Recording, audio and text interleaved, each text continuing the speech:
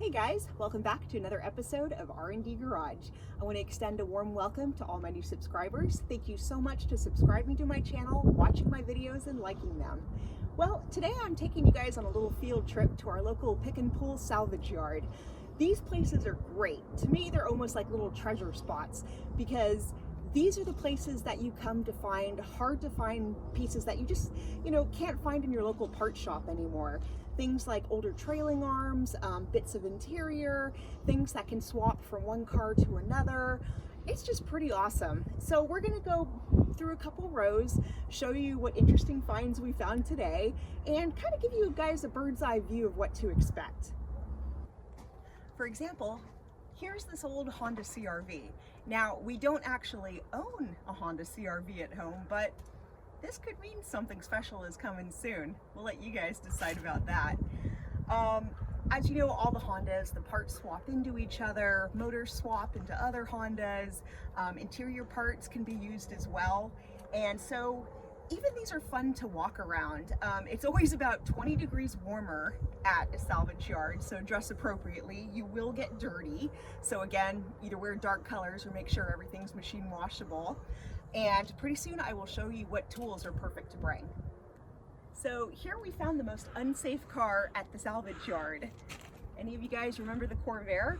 So it's a mid-engine car. I would honestly call this a rear-engine car because look how, it's like right where the trunk is, and look how tiny this motor is. So the reason why they said it was so unsafe is people just weren't used to driving mid-engine cars back in the day. Sometimes you'll be walking down a row and you come across a car where you're just not sure. I'm guessing this one was used possibly in a demolition derby. Just a little guess.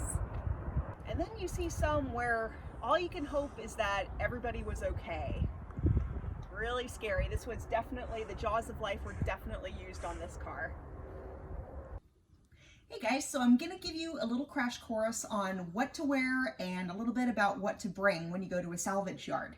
So first things first, like I said, they're always going to be dirty. It's going to be a little warmer than normal because of all the reflections on the, the auto glass and all that kind of stuff. So what you're going to want to do is either wear a light sweatshirt, light long sleeve shirt, definitely jeans, definitely closed-toed boots, preferably steel toe. Something with kind of like a heavier duty sole, so in case you step on a nail or a bolt or something like that, you won't puncture yourself. I've laid some things out here. You're going to want to bring a pair of sunglasses, preferably like a cheaper pair that if you accidentally set down and lose or break or step on, you're not going to care too much that they're now gone. There's that. You can also get a laundered pair at any automotive store of coveralls. And these are actually a really, really good idea because especially on the days where you're there and you're getting dirty and you're finding lots of parts, this way when you're driving home, you can take this off and boom, you're nice and clean to drive home in your car. So that's a good option. Definitely bring a pair of disposable gloves for the really gross stuff and dirty, oily.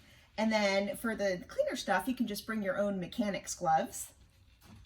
Always bring a couple of shop towels in case there's, you want to wipe away some drips or spills, And okay, it's time to move on to the tools. So when I go to the pick and pull, I basically pack two different types of bags as far as tools. If I know I'm going to be getting some heavier items, such as suspension, transmission, or engine parts, then I like to pack a variety of heavier tools. Now, these kind of tools you most definitely want to leave in your car while you scope out the exact car that you're going to be pulling the parts out of. And then that way you can come back, take your tools, and yank your parts out. So for my heavier bag, first of all, don't forget your safety glasses. Then I like to pack a variety of hammers. I like to bring various sockets like the hub nut sockets, the impact sockets, the extensions, breaker bar. We've got, let's see, some pry bars here, variety of impacts like I think I already said, and some battery packs. A couple more tools you'll want to take, or don't forget your drill and drill bits. Sometimes a car will be too crushed to easily pull off a part, and in that case, the body saw or hacksaw will come in handy. Another good rule of thumb is to make sure all your battery packs are charged maybe the night before, because there's nothing worse than getting to the yard, finding your part, hitting it with the impact wrench to hear that "grrr." So not good. Also, before you pack the impact wrench and bring it to the yard, make sure that the rules of the yard allow you to bring in impact tools, because sometimes, they're afraid of fires or, who knows what. So it's always a good rule to check.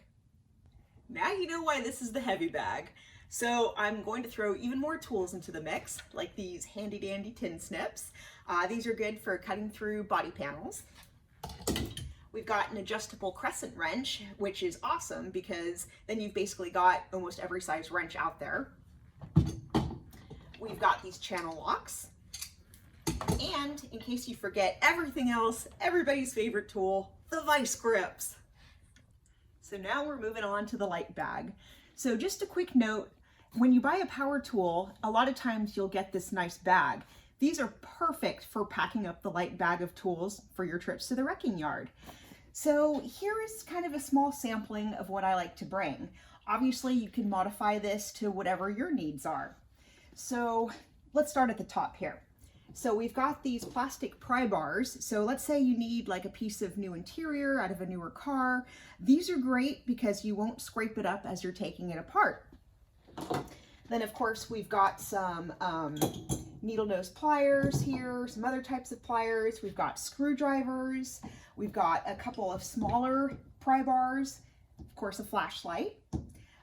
We've got some ratchets. We've got some open-ended wrenches, some more sockets, extensions, Allen keys, hex keys, and this, which has saved us numerous times. This is an impact screwdriver, and let's say you're taking out some suspension and you only want the trailing arms, but you don't want, the rotors, anything else. Now, when you take parts out of a salvage yard, they're going to charge you for everything you take out. Even if you think one piece is, the whole piece, like let's say it's combined, they're going to charge you for that rotor, they're going to charge you for that trailing arm, everything they can get their money out of. So if you only want that one part, you're going to want to take the other stuff off. And like I said, this has been a lifesaver. So a lot of times if you're going to the yard for a specific model, whether it be American or import, these cars, a lot of them will have been modified by the previous owner. So in that case, you want to bring a sampling of both kinds of tools, both metric and American, because that way, once you're under the car, you're not stuck for tools. You don't have to borrow something from, another guy walking by. And it's just kind of a nice rule of thumb to live by. So now on to some safety. When you're walking around, you want to keep super hydrated, especially if it's a super hot day. I found sometimes when it's 80 degrees out, it'll feel like 100 at the wrecking yard, and you don't want to tap out, especially if you've driven maybe a couple hours to get there. Granola bars are a good thing to bring, maybe some fruit, anything to kind of keep your energy up. And of course, if you're anything like me, you're going to cut yourself at some point. So you're going to want to bring along a variety of bandages for knuckles, fingertips, what have you. I don't have anything in front of me, but baby wipes, handy wipes are a good thing, get your hands clean. Sometimes there's no real good washing up stations at the end when you're done. Also, oh gosh, okay. Some of these cars can be a little hairy inside. You never know what you're gonna find. Some of these cars are there because they've been in horrible car crashes. Human waste, sometimes people feel the need to relieve themselves. So I have certainly found some of that. So all I'm saying is be careful when you're digging around, always use caution. Most people there are gonna be super friendly. People will swap tools back and forth. They can be fun, they can be dangerous, but just all in all, have a good time. Before you go to your favorite salvage yard, you'll want to do a little bit of research online, especially about interchangeability. You may think that the part you're looking for only comes out of an Integra, but maybe that part also comes out of a Civic or a CR-V or, a Prelude, something like that. So that way you won't be limited in what parts that you're going to want to pull. Well, I hope you guys enjoyed this little crash course of how to prepare to go to a salvage yard. If there's anything you guys would like to see, please use the comment box or below and let me know.